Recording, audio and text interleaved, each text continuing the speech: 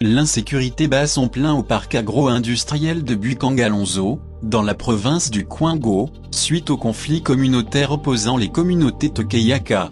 Vendredi, au cours de la réunion hebdomadaire du gouvernement, Adel Kainda, ministre d'État en charge du portefeuille, a rapporté des spoliations des biens dans ce domaine public et des homicides des agents affectés au service minimum. Cette situation s'est envenimée depuis le début de l'année en cours avec les incursions, dans le site du parc, des parties en conflit.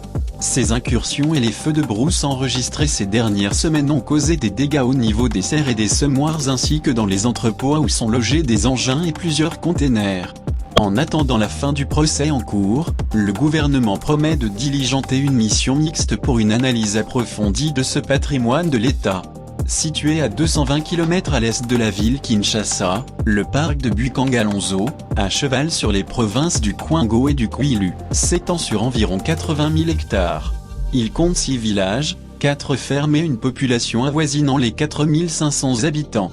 Lancé en 2014 dans le cadre d'un partenariat public-privé entre le gouvernement et une société sud-africaine, Africom Commodity, ce parc devait utiliser son étendue pour la production de maïs et autres cultures.